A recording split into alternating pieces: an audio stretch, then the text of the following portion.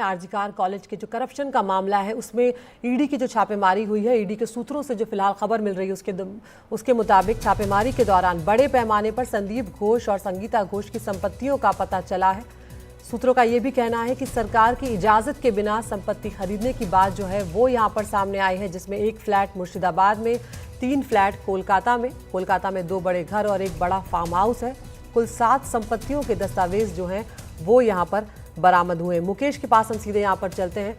मुकेश, हम जानते हैं कि संदीप घोष जो है यहाँ पर आपको बता दें कि गिरफ्तार हो चुके हैं करप्शन के मामले में।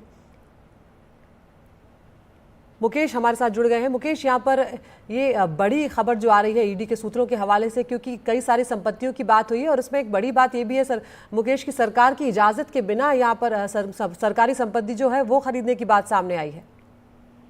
देखिए, बिल्कुल ईडी ने कुछ दिन पहले मनी लॉन्ड्रिंग के तहत संदीप घोष के ठिकानों पर छापेमारी की थी और छापेमारी के दौरान ईडी को उनकी संपत्तियों के बारे में बड़े पैमाने पर जानकारी मिली है, जिसमें एक फ्लैट जो है वो मुर्शिदाबाद में है, 3 फ्लैट कोलकाता में हैं, कोलकाता में 2 बड़े घर हैं और एक फार्म हाउस है। इस तरह से कुल 7 संपत्तियों के बारे में जानकारी मिली है।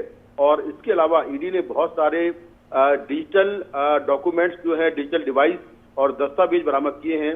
जो दस्तावेज बरामद हुए हैं उनकी जांच से शुरुआती जो जांच हुई है उससे शक है कि ये सारी संपत्तियां अपराध की आय यानी कि प्रोसीड ऑफ क्राइम से कमाई गई हैं। जांच में ये भी बात सामने आई है कि इनमें से कुछ संपत्तियां बिना राज्य सरकार की परमिशन के परचेज की गई हैं, क्योंकि अगर कोई भी सरकारी एम्प्लॉय होता है, अगर वो कोई भी प्रॉपर्टी परचेज करता है तो सबसे पहले स्टेट गवर्नमेंट की परमिशन लेनी होती है। लेकिन यहाँ पर जो संगीता घोष हैं, जो संदीप घोष की पत्नी हैं, उनके नाम पर कुछ प्रॉपर्टियां पाई गई जो कि बिना स्टेट गवर्नमेंट के परमिशन के खरीदी गई।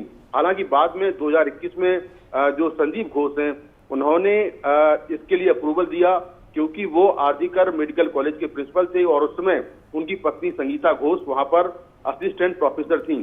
तो 2021 में जो संदीप घोष हैं उन्होंने प्रॉपर्टी खरीदने के बाद संगीता घोष को परचेज करने का अप्रूवल दिया, क्योंकि वो वहां पर हायर अथॉरिटी थे। तो इस तरह से जो करप्शन का मामला है उसमें ईडी मनी लॉन्ड्रिंग के तहत जांच कर रही है और संदीप घोष की जो संपत्तियां हैं उनके बारे में जानकारी मिली है कि कलकत्ता और उसके आसपास उनकी बड़े पैमाने पर संपत्तियां हैं और ये सारी संपत्तियां जो भ्रष्टाचार का पैसा है यानी कि जो प्रोसीड ऑफ क्राइम है उससे कमाया गया है।